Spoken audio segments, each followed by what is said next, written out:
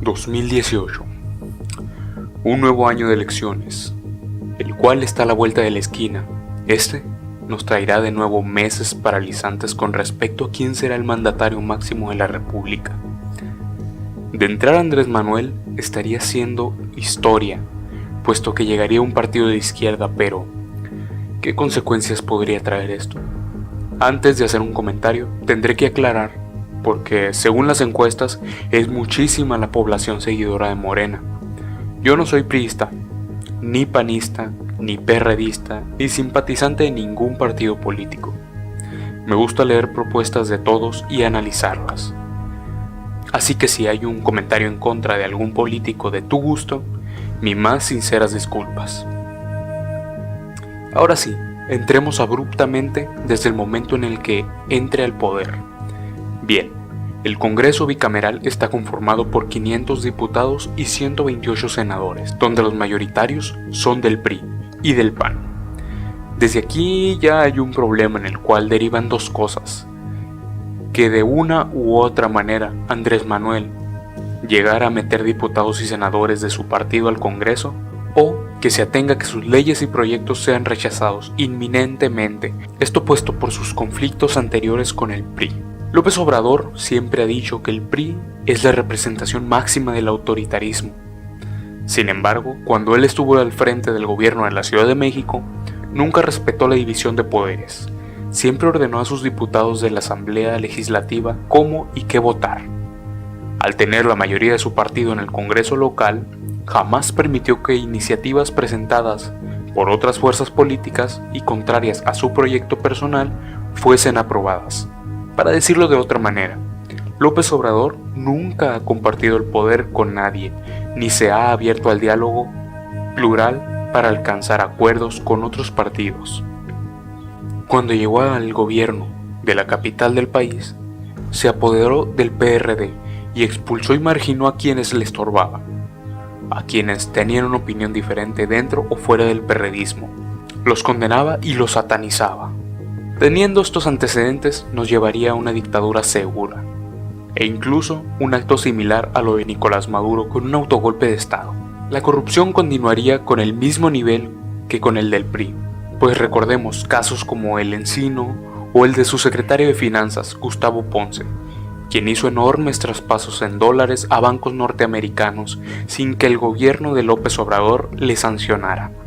Y más recientemente el caso de Eva Cadena. Bien, en cuanto a economía sería un golpe trágico más, porque este es un ciclo donde va a cambiar las negociaciones del Tratado de Libre Comercio de América del Norte. Es una de las mayores fuentes de ingreso del extranjero en México. López Obrador ha expresado su descontento con el actual presidente de la nación vecina. De concretarse los múltiples objetivos de Andrés Manuel, como defender el Telecán para el beneficio de México o llevar a una corte internacional una revisión del Tratado de Guadalupe Hidalgo, nos llevaría a que Estados Unidos y sus empresas retiraran sus inversiones, las cuales constituyen el 12% del PIB mexicano. Y en cuanto a porcentaje en inversiones extranjeras, son cerca del 30%, siendo el principal socio trayéndonos una gran caída en el PIB. Como consecuencia, habría menos empleo, salarios más bajos, menos inversión en diferentes sectores, entre otras consecuencias. Ahora bien, analizaremos las propuestas más importantes de Obrador. Aumentar el salario mínimo para reformar el consumo y el mercado interno, además de mejorar los sueldos de trabajadores al servicio del Estado a partir de 2019. Sí. Bravo, está perfecto que fomentemos el consumo al mercado interno. Es muy necesario, pero no hay que descuidar el mercado extranjero, pues si suponemos que con Obrador hace que Estados Unidos salga de nuestro ámbito comercial, habrá de cuidar a los pocos extranjeros que quisieran venir a invertir en México. Además de que aumentar un salario mínimo implica aumentos en los impuestos, además de aumentar el desempleo, aumento en los precios de los bienes y servicios, inflación incontrolable. ¿Quieren más? Adiós al proyecto del nuevo aeropuerto de la Ciudad de México. Se construirán 2 pistas nuevas en el aeropuerto militar de Santa Lucía para resolver el problema de la saturación del aeropuerto de la Ciudad de México.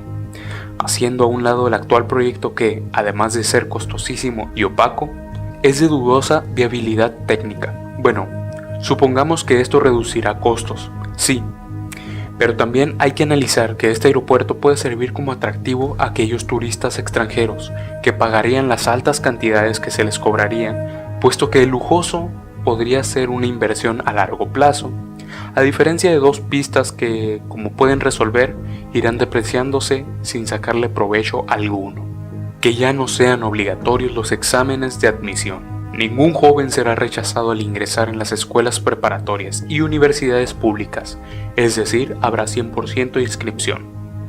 Además, López Obrador propone que todos los estudiantes de nivel medio superior cuenten con una beca mensual equivalente a medio salario mínimo. Dos cosas a tomar en cuenta. Un examen de admisión es justamente necesario para que las escuelas mantengan prestigio y buen nivel educativo. ¿En serio vale la pena dejar entrar a un alumno que muy probablemente desertará o perderá el interés por el estudio y hará que arroje puntos negativos a la institución?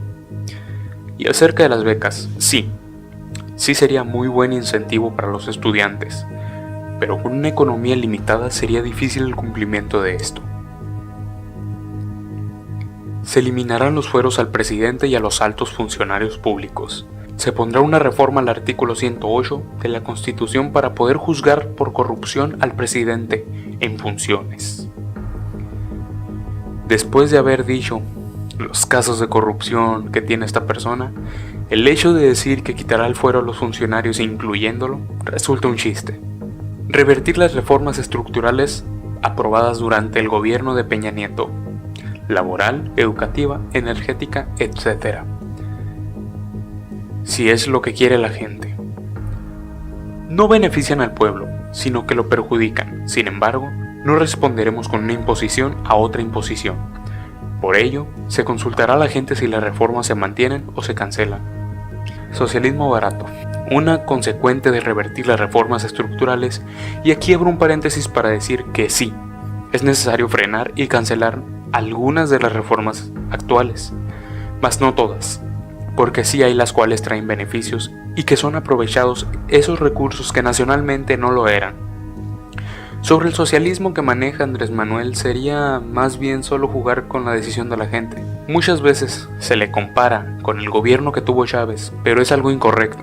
Quizás sí, concordaban con algunos ideales, pero se aplicaban de manera muy diferente, tal como sería una nula participación de la gente en las decisiones nacionales, mucho menos si no simpatizan con la palabra de AMLO. Otro aspecto y último a tratar es que con un gobierno de izquierda como Obrador se descuidarían todos los aspectos que un presidente requiere tratar, más vastamente la economía. No estoy en contra de esta persona y si tú votarás por él, hazlo.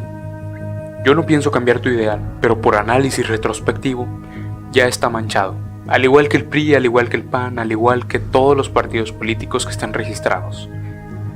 Hay que ser realistas y decir que tenemos sexenios y sexenios esperando un cambio que no llegará con una persona, sino con toda la población, que cada 6 años tiene que tomar la decisión de votar por el partido que se vaya a chingar menos a una sociedad enajenada. Espero te haya gustado el video. Yo fui Riderback y te espero hasta la próxima.